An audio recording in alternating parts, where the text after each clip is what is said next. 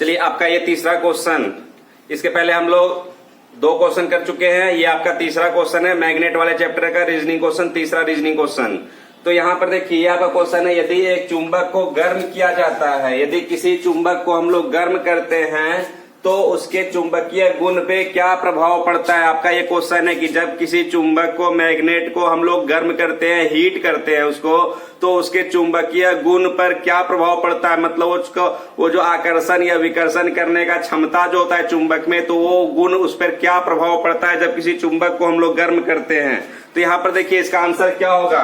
जब किसी चुंबक को हम लोग गर्म करते, देखिए चुंबक है तो चुंबक में बहुत सारा चुंबक का अणु होगा, और आपको बताया है कि चुंबक का प्रत्येक अणु अपने आप में एक चुंबक होता है।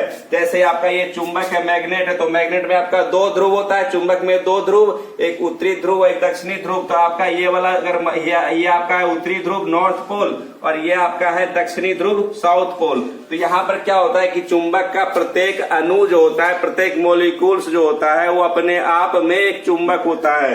तो इस चुंबक में बहुत सारा चुंबक का अणु होगा, तो इसमें इस चुंबक में चुंबक का बहुत सारा आपका अणु है, मॉलिक्यूल्स है, और चुंबक का प्रत्येक अणु अपने आप में एक चुंबक होता है। और तो ये चुंबक का अणु अगर मान लिया जाए, तो चुंबक के अणु में भी आपका उत्तरी ध्रुव और दक्षिणी ध्रुव होगा।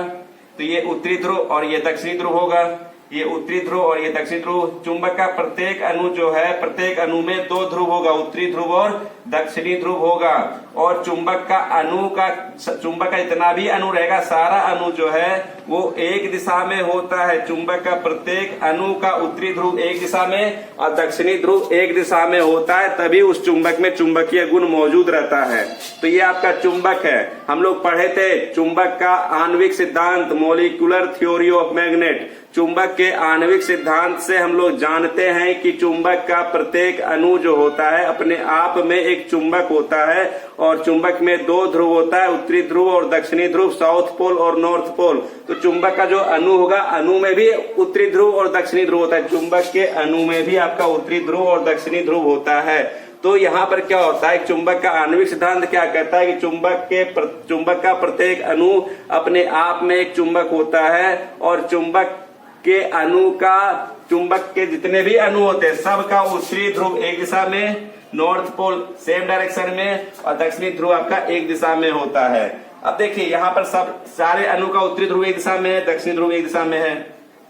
अब यदि इस चुंबक को हम लोग यहाँ पर गर्म कर रहे हैं, अगर यहाँ पर हम लोग जो है चुंबक को गर्म कर रहे हैं, हीट एनर्जी दे रहे हैं, इसको ऊष्मीय ऊर्जा दे रहे हैं। ऊष्मीय ऊर्जा देने से क्या होगा, जब इसको चुंबक हम लोग गर्म करेंगे, इसको ऊष्मीय ऊर्जा देंगे, तो ये ऊष्मीय ऊर्जा जो है इसका अणु जो है अवशोषित कर लेता है। इसका अणु जो है ऊष्मीय ऊर्जा को अवशोषित कर लेता है, जिससे इसके अणु का ऊर्जा का मान बढ़ जाता है। और यदि इस अणु के ऊर्जा का मान बढ़ जाएगा तो ये अणु जो है ये गति करना शुरू कर देता है। इस अणु में जो है गतिज ऊर्जा आ जाता है, और जैसे इस अणु में गतिज ऊर्जा आएगा, तो ये जो एक दिशा में था, ये सारा अणु का उत्तरी ध्रुव एक दिशा में था, तो फिर ये धीरे धीरे जो है वो अलग अलग दिशा में होना शुरू हो जाता है। और जैसे ही अलग अलग दिशा में शुरू हो जाएगा, तो धीरे धीरे उसका चुंबकीय गुण जो है वो खत्म होने लगता है। तो किसी भी चुंबक को जो है गर्म करने से उसका चुंबकीय गुण जो है वो नष्ट हो जाता है। तो हम लोग एक चीज और जानते हैं, पूरे प्रकृति में इस चीज को जान लीजिए कि अगर किसी भी पूरे प्रकृति में किसी भी कण को, अगर किसी भी कण के यदि ऊर्जा का मान बढ़ जाता है तो वो कण अनस्टेबल हो जाता है, स्टेबल नहीं रहता, वो गति करने लग जाता है। तो यहाँ पर भी वही होता है, जब ऊष्मीय ऊर्जा हम लोग देते हैं, बाहर से गर्म करते हैं अर्थात ऊष्मीय ऊर्जा देते हैं, तो ये ऊष्मीय ऊर्जा को जो है इसका अणु अवशोषित कर लेता है। और जब अणु अवशोषित करेगा ऊष्मीय ऊर्जा को, तो अणु का ऊर्जा का मान बढ़ जाता है, और अणु में जो है गतिज ऊर्जा आ जाता है, और अणु जो है वो गति करना शुरू कर देता है। तो धीरे धीरे वो अलग अलग दिशा में होने लगता है, जिससे इसके चुंबकीय गुण खत्म होने लगते हैं धीरे धीरे। और इसके दोनों अणु के बीच में, हर एक अणु के बीच में जो बल लगता है वो धीरे धीरे टूटने लगता है। तो चुंबक को अधिक गर्म करने से, चुंबक को गर्म करने से उसका चुंबकीय गुण धीरे धीरे नष्ट होने लगता है। आपका यही आंसर है।